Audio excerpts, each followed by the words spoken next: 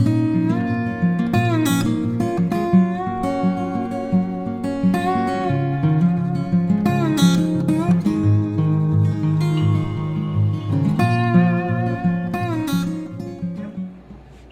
Dan, this is Homestead Fairbanks. So today we're going to make a no-knead bread that's a little bit more special. Instead of using water, we're going to use beer. It's really the only change. So I guess we can just get started here. Typically,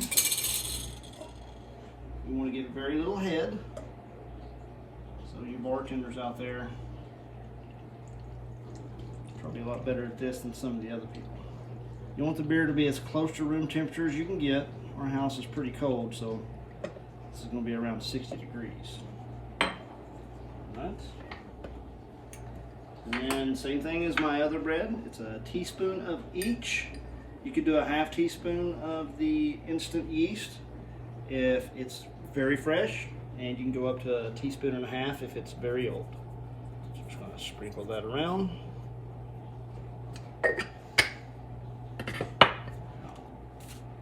Sugar is next, because the salt is going to make the beer foam.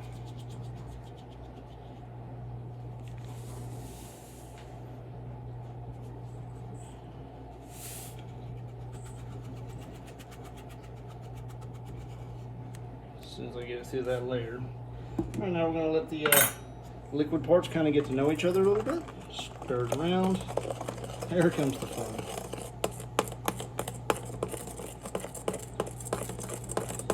And then, so that's 12 ounces or a cup and a half of beer. It smells great. Now we're just going to use all-purpose or bread flour. If you have bread flour, that's fine too. But not self-rising flour. So our yeast is going to give us the rise we're looking for.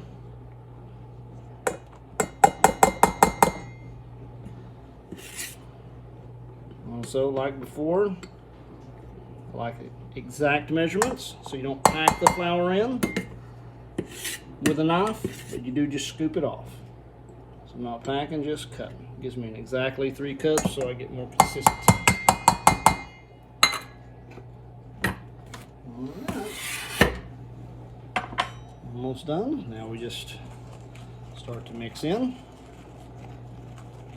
Let everything get to know each other. Looking for a consistency of kind of a shaggy ball. It's going to be wetter than most breads that you would normally make. But this, it's almost a no-knead. You'll see it later in the video where I kind of form it into a ball and push it in on itself. That's where it kind of becomes a slight kneading. And sure you get all the flour kind of moved around. Now you don't have to mix it perfectly because the moisture will just move around and everything will come off. But I do try to get the walls as clean as possible.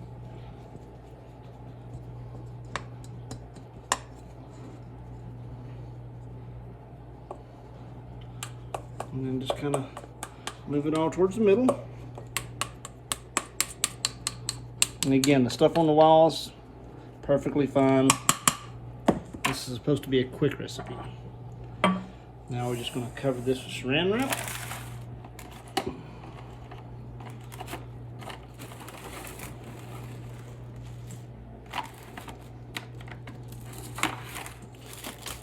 And then we'll set it aside on a warmer counter. For us here in Alaska, because it's so cold outside, -9, our warm counter winds up being our kitchen table. So that's pretty much it for now. We'll check back in 8 to 24 hours. Okay, so we've waited 24 hours. This is what it looks like when it's done proofing. That looks really tasty. So next step, remove cellophane. Now we're going to do something called degassing. Basically just turn it back into a ball. So I'm going to take and pull this around, and And pull it all around the bowl so we can get all of the dough off. It smells amazing.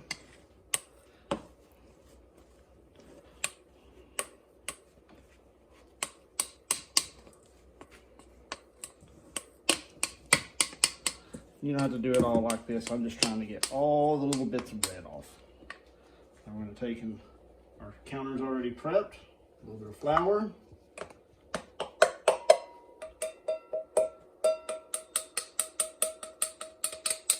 All right. So, a little bit of flour on top. A little more flour.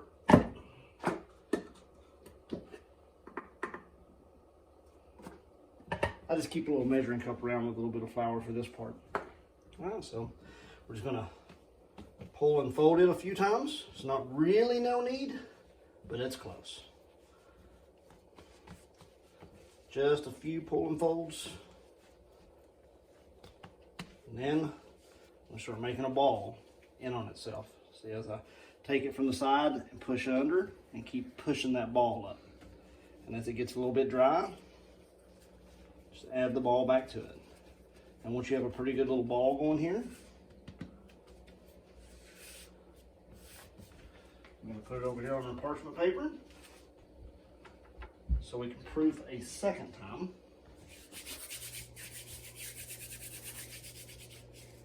And while that's proofing, I'll show you we have our Dutch oven in the oven, separated at 425 because that's what we're going to cook it at. Cooking temperature is based off of this paper burns past 425. And quick little wrap here with the paper. This is just something I do to make it a lot easier. And I just cover with the kitchen towel to hold that in. And that's it. In just a few minutes, it'll be ready. We wait about 30 minutes for the second rise, and then we'll put it in. Okay, so we're ready to get this in the oven. See how this looks real quick.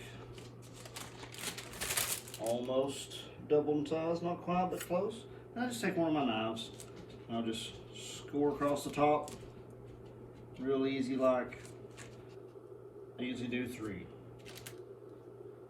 Doesn't have to be 3, but that gives the bread an ability to expand without tearing the top of it off. The oven is. We're literally just going to drop it in just like it is.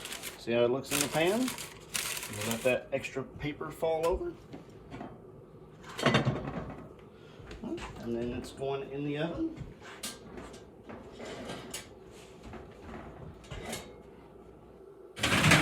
Center rack, 425 for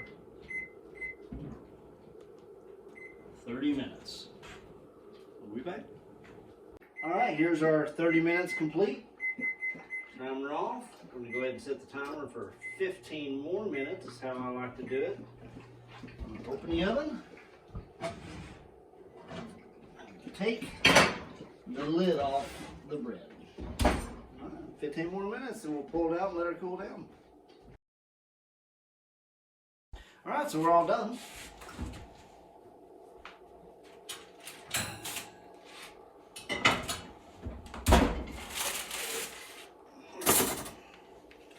And there we go. Now this is exactly like the normal bread. Except for I used beer. So if you didn't want to use beer, you could use exactly 1.5 cups of warm water and do exactly everything the same, and it would turn out just like normal bread with less taste. But all right, thanks a lot for joining us today.